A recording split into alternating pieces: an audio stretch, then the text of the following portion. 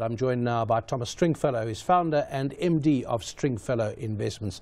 Tom, as I say, no one says, no, long-term investing is bad. The problem is that a lot of so-called long-term investors, when the crunch comes, it's Brexit or some major disaster, they panic, they get emotional, and they change their minds. Yeah, you're so right, David. You know, we live in a world where it's all about immediate results. You know, we want the performance now. You know, I think of my children, you know, they send a WhatsApp, and they want a response now.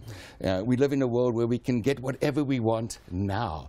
We all know the right things to do, but we're not doing them. And that's a problem because too many people, when they reach retirement age, because they haven't done the right things, have insufficient capital for their needs. And we're living longer.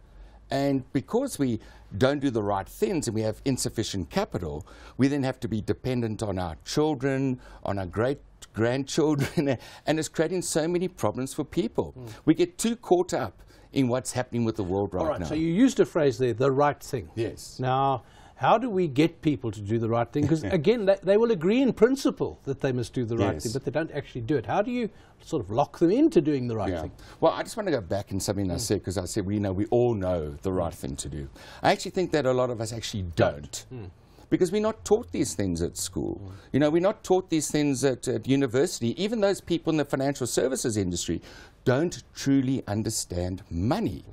And yet we all need money, whether we like it or not. We all need it, but we don't truly understand it.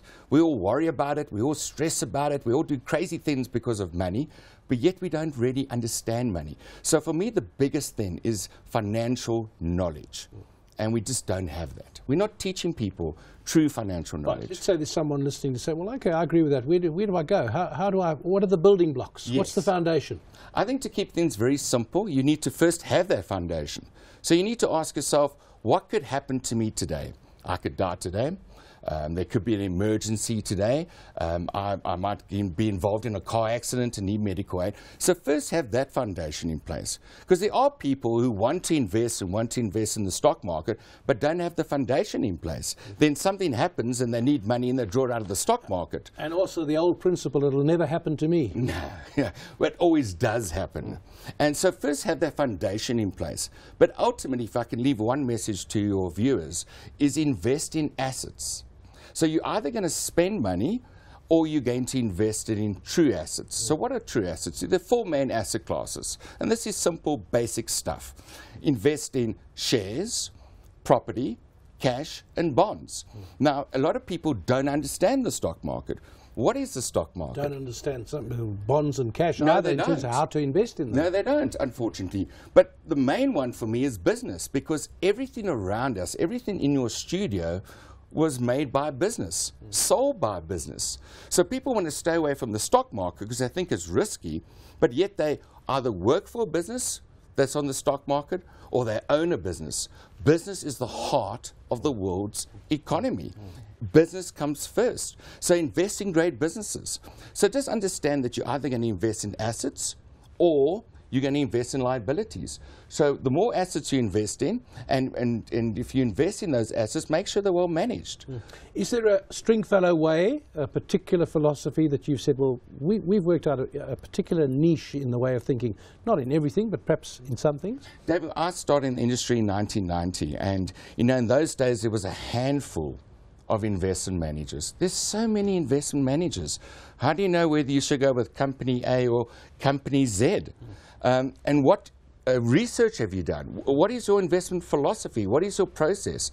So it all started for me when 9/11 happened.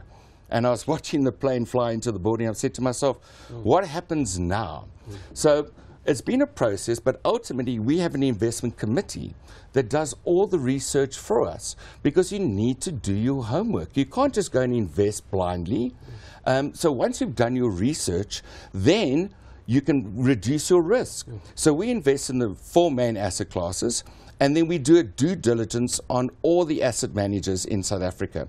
And you'll be amazed, because we have perception that a large financial institution is the best at managing money, let's say in the local equity market, but that doesn't necessarily mean that that's the case. You'll be surprised. So we go and look for the very best, and then we manage those managers. And I think another key point too is that the world is changing. So you need to be able to manage your risk. So if you're able to move from, let's say, the equity market into cash, we can do that by pushing a button. Yeah. And if a manager who we went and did our due diligence is a great manager, and for whatever reason he then leaves, we can then move from one fund or one manager to another manager. So we're reducing our clients' risk, and ultimately what we focus on is performance. We'll have to stop there. Thank you. I remember yesterday David Shapiro saying that the United States is now not exporting so much, it's making things which don't have to be sent anywhere. Now that's the kind of thing your research committee would get involved in. That's Thomas Stringfellow, founder and managing director of Stringfellow Investments.